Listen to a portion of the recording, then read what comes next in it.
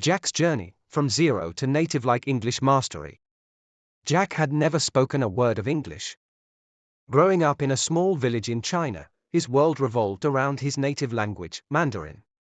He had heard of English, of course, but it always seemed like a distant, foreign thing, something that existed in textbooks and Hollywood movies but had no place in his everyday life.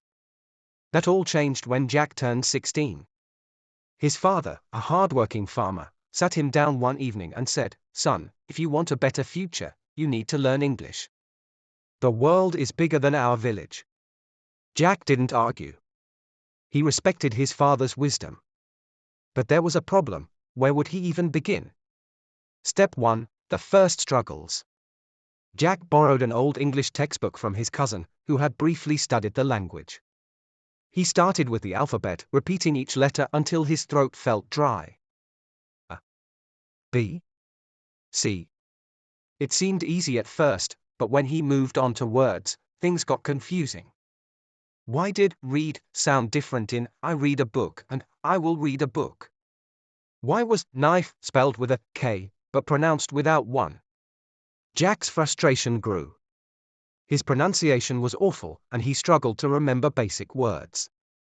He even considered giving up. But then, he remembered his father's words.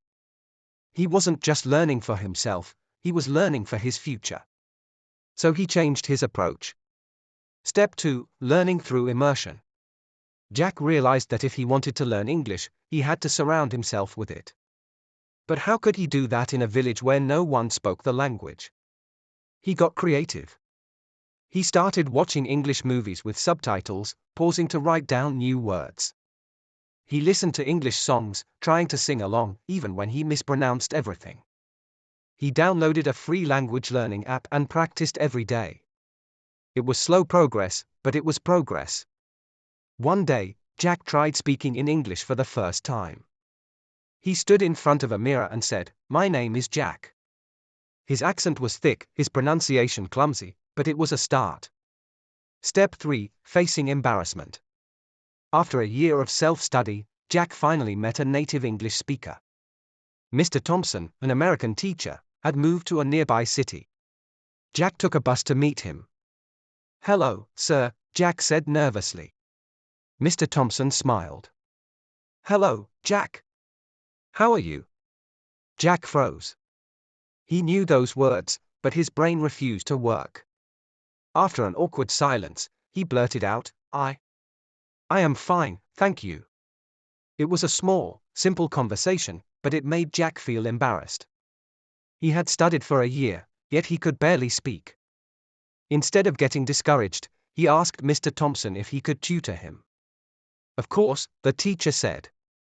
"But only if you promise not to be afraid of making mistakes." Jack agreed. Step 4. Speaking without fear. Jack's lessons with Mr. Thompson changed everything. He started speaking more, even when he made mistakes. He learned idioms and slang, like, "It's raining cats and dogs," and "Let's hit the road." He practiced pronunciation drills daily. At first, people laughed at his accent, but Jack didn't care anymore. He embraced his mistakes and learned from them. A turning point came when he had a full conversation with a tourist in English. He wasn't perfect, but he understood and was understood. It was the best feeling in the world. Step 5. Thinking in English. By the time Jack was in his early 20s, English was no longer a foreign language, it was a part of him. He started dreaming in English. He no longer translated in his head. He could express emotions and humor naturally. His accent improved to the point where people sometimes mistook him for a native speaker. Step 6. A new beginning.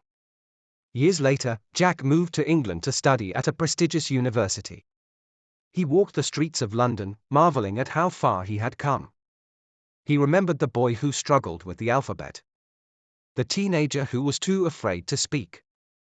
The young man who kept pushing forward despite his embarrassment. Now, he was fluent, confident, and ready to take on the world.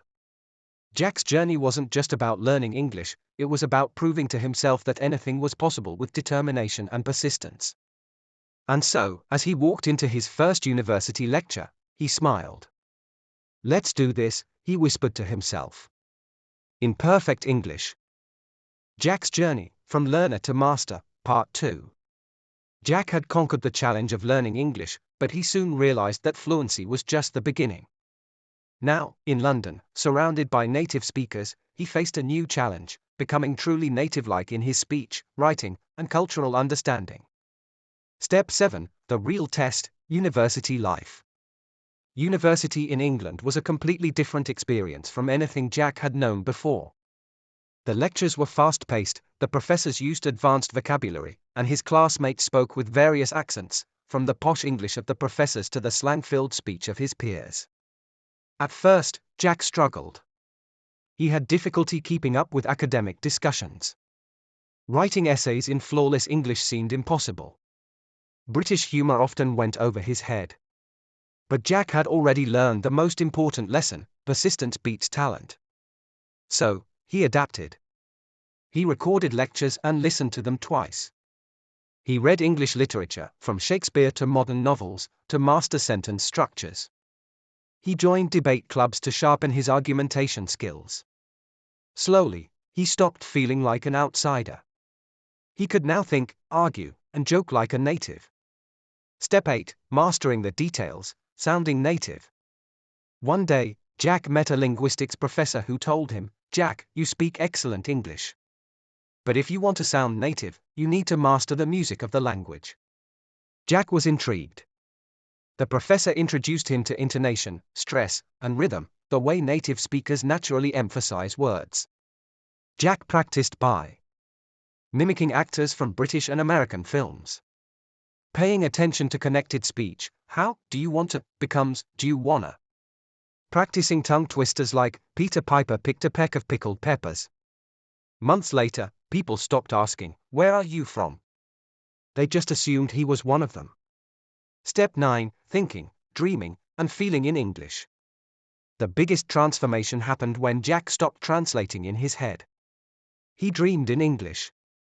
He argued with himself in English. He felt emotions in English.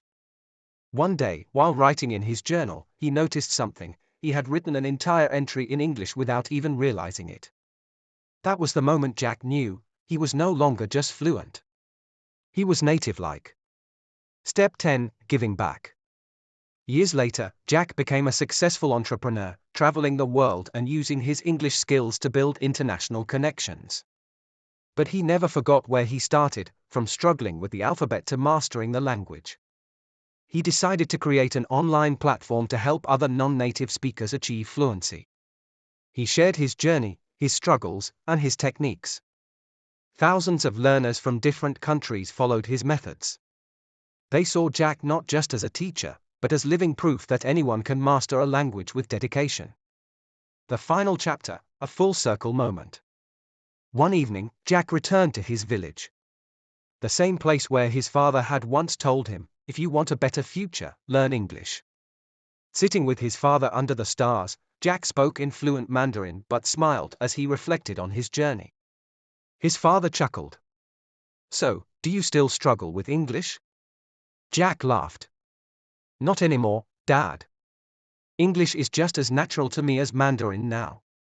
His father nodded, proud. Jack's journey was never just about learning a language, it was about proving to himself that impossible is just an opinion. And as he looked up at the stars, he knew that his journey had only just begun. Jack's Journey, Beyond Fluency, Part 3. Jack had achieved what once seemed impossible. He had gone from struggling with the English alphabet to mastering the language at a native-like level. But his journey wasn't over. True mastery wasn't just about knowing English, it was about using it to create, inspire, and lead. Step 11, Becoming a Storyteller. Jack had always loved storytelling, but writing in English was a new challenge. Speaking fluently was one thing, writing with elegance and depth was another. He studied the works of great writers. George Orwell for clarity.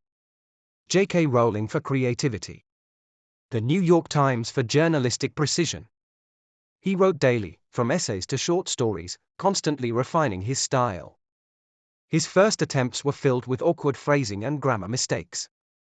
But he remembered his own rule: persistence beats talent. After months of practice, he submitted his first English article to an international magazine. It got published. Holding the magazine in his hands, Jack realized he wasn't just a language learner anymore. He was a creator. Step 12, Public Speaking, the final challenge. Jack had mastered writing and casual conversation, but there was one fear he hadn't conquered yet: public speaking. The idea of standing in front of native speakers and delivering a speech in English terrified him. What if he forgot his words? What if his accent betrayed him? But Jack had spent years overcoming fears.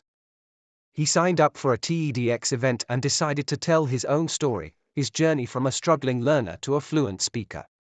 For weeks, he practiced speaking in front of a mirror, recording himself and adjusting his tone, learning the rhythm of powerful speakers. When the day arrived, he stood on stage, his heart racing. He took a deep breath and began. Imagine a world where you can express your thoughts freely, where language is no longer a barrier but a bridge. That world exists, and I am proof of it. The audience listened in awe. By the time he finished, the room erupted in applause. Jack had done it. He wasn't just fluent, he had become a voice of inspiration. Step 13, a global leader. Jack's success in English opened doors he never imagined. He was invited to international conferences. He worked with global companies, bridging cultures. He mentored thousands of language learners, proving that fluency was within their reach. He no longer felt like an outsider. English was not just a skill, it was a part of him. The final chapter, Legacy. Years later, Jack received an email from a struggling English learner. "I've always felt like I would never be fluent. But then I read your story, and now I believe I can do it too." Jack smiled. His journey had come full circle. His father's words echoed in his mind: "If you want a better future, learn English." Jack had done more than that.